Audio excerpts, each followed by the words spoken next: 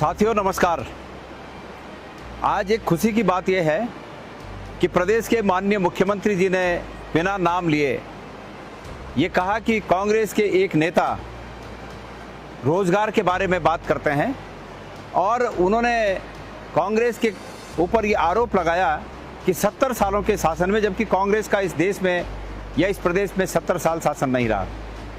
पिछले 12 सालों से केंद्र में भाजपा की सरकार है और इस प्रदेश में सन 91 के बाद उत्तराखंड राज्य बनने तक भाजपा की सरकार थी और तदोपरांत 2002 से 2 बार यानी 10 साल कांग्रेस का शासन रहा और बाकी के करीब 16 साल बीजेपी का शासन रहा। लेकिन भारतीय जनता पार्टी के नेता और मुख्यमंत्री एक लय में एक जुमले के रूप में इसको प्रस्तुत करते हैं कि 70 साल कांग्रेस का शासन रहा। खैर, मुख्यमंत्री जी ने बिना नाम लिए मुझ पर ये बात कही है कि कांग्रेस के एक नेता कहते हैं कि हम हर परिवार को रोजगार दे देंगे, नौकरी दे देंगे। माननीय मुख्यमंत्री जी, मैं गणेश गोदियाल, कांग्रेस का अध्यक्ष, आज पुनः इस बात को दोहराता हूं कि हमारी सरकार बनने पर प्रत्येक उस परिवार को जिसमें कोई सरकारी सेवा में नहीं है, मैं सरकार द्वारा एक नियोजित रोजगार उस प्रत्येक परिवार को हम देंगे।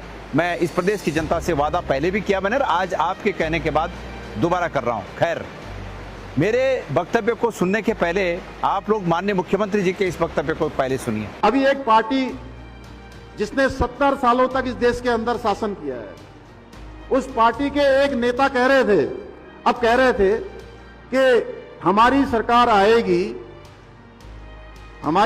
आएगी तो हम हर परिवार के एक व्यक्ति को नौकरी में लगा देंगे। अरे भाई, प्रत्येक परिवार के एक व्यक्ति को नौकरी में कैसे लगा देंगे? उसके लिए आप कौन सी योजना लाएंगे?